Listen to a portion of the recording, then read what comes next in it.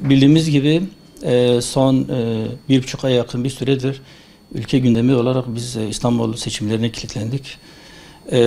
Yani tabiri caizse İstanbul seçimleriyle yatıp İstanbul seçimleri kalkalıyorduk. Tabii ülkemizin ve insanlarımızın içinde bulunduğu ekonomik durumu da göz önünde bulundurduğumuz zaman bu çok sağlıklı bir durum değil. Siyasilerin bu süreçte kullanmış oldukları dil, yani topluma örnek olmaları gereken siyasilerin ayrıştırıcı, ötekileştirici ve kavgacı bir dil kullanmaları da bu işin üstüne tuz biber ekmiştir. Neticede İstanbul seçimleri bir şekilde YSK'nın kararıyla sonuçlandı, tekrarlanacak. Ama şunu bilmemiz lazım, yani AK Parti'nin İstanbul seçimlerini kaybetmesi dünyanın sonu olmadığı gibi Cumhuriyet Halk Partisi'nin de İstanbul'u seçimlerini, belediye başkanı seçimlerini kazanması İstanbul'un yeniden fethi anlamına gelmeyecektir. Yani dolayısıyla hayat tekrar devam edecektir.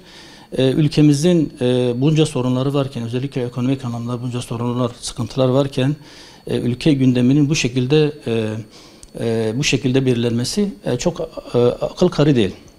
İşin ekonomik boyutuna gelecek olursak 2019'un başından bu yana bu 4 aylık süreç zarfında biz döviz kurlarında yaklaşık olarak %15 oranında biz paramızın değer kaybettiğini görüyoruz. Yani 2018 yılında %39 oranında bir döviz karşısındaki paramızın erimesi yanında 2019'un da ilk 4 ayında %15'lik bir değer kaybı hakikaten kabul edilebilir ve sürdürülebilir bir durum değildir.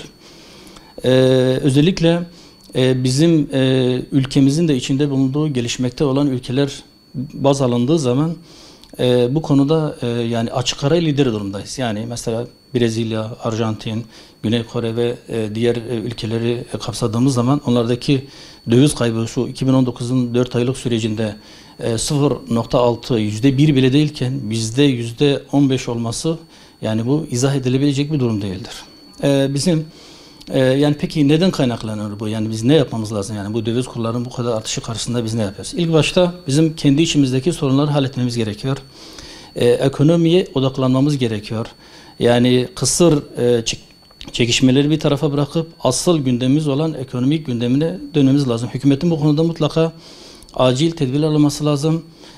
Gündemi buna göre belirlemesi lazım. Yani basit gündemleri bir kenara bırakıp asıl odaklanması gereken, asıl üzerinde durması gereken ekonomiye odaklanması ve bununla ilgili altyapımızı, bununla ilgili tedbirleri daha da alması gerekir. Şimdi bizim en büyük sıkıntımız ülke olarak dışa bağımlı bir ülkeyiz. Yani bizim ara maddelerden tutun da ham maddeye kadar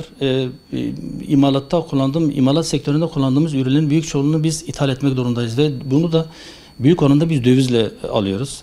Yani şunu rahatlıkla söyleyebiliriz ki ABD'de ya da Avrupa ülkelerinde yani biri hapşırırsa biz neredeyse buradan nezle ve grip oluyoruz. Bunu önlemenin tek yolu nedir? Bunun tek yolu dışa bağımlı ekonomik politikamızı değiştirmemiz lazım. Yani imalata, üretime yönelik daha etkin tedbirler almamız lazım. İmalatçıyı, fabrikatörlerimizi, iş adamlarımızı, imalat sektöründe çalışan firmaları ciddi anlamda desteklememiz lazım ve hükümetin de bu konuda elini çok ciddi anlamda taşın altına koyması lazım. Şimdi en büyük sorunlardan bir tanesi de şunu, biz israf bir toplumuz, yani çok fazla israf eden bir toplumuz. Yani ürettiğimizin çok üstünde biz tüketim yapıyoruz. Şimdi paramız olmayan bir kaynağı kullandığımız zaman bu şey ne oluyor? Bir bağımlılık da yaratıyor. Şu anda acilen bizim ülke olarak dış borcumuzu biraz daha minimize etmemiz ve indirmemiz lazım. Yani bu dış borçlarla bizim siyasi anlamda da bağımsız hareket etme şansımız yoktur. Ekonomik anlamda da her bir sıkıntılı, yani siyasi anlamda diğer ülkeler olan sıkıntılarımızda karşı taraftaki ülkeler bize bu ekonomik alandaki bu kozlarını bize koz olarak kullanacaklardır. Bu ellerinde bulundurmuş oldukları bu argümanları koz olarak kullanacaklardır. Bu süreçteki döviz dalgalanmasının bir nedeni de dış kaynaklı manipülasyonlardır, manipülatif hareketlerdir. Bu da bir gerçek. Yani biz burada bütün suçu hükümetin hükümetin üzerine atmayalım. Dıştan kaynaklı etkenleri de vardır ama hükümetin yapması gereken nedir? Dıştan kaynaklı bu etkenleri en aza indirebilecek politikalar üretmektir. Bu da nedir? Daha fazla üretim, daha fazla imalat, daha az tüketim ve daha az dışa bağımlılık. Bu konuda mutlaka hükümet acil tedbirler almalı. Yani yoğun teşvik programları yürütmeli ve gündemini de gerçek anlamda reel gündeme dönmeli. Yani böyle hani çok fazla sadece bir siyasi partinin çıkarı ya da AK Parti veya da CHP'nin ya da diğer siyasi partilerin çıkarları doğrultusunda değil de parti çıkarları doğrultusunda değil de bütün ülkeyi ilgilendiren bir gündem oluşturmamız lazım. Bu da şu anda nedir? Ülke ekonomimizin en önemli noktası ekonomidir. Gündem noktası ekonomi olması lazım. Hem döviz kurlarının aşağı indirmesi, hem faiz oranlarının da ciddi anlamda %24 oranında olan faiz oranlarının mutlaka tek haneli rakamlara düşmesi lazım. Hatta sıfırlanması lazım. Bu yapılmadığı müddetçe enflasyonda da ciddi bir kalıcı bir iniş olmayacaktır. Bu konuda hükümet mutlaka acil tedbir almak zorundadır.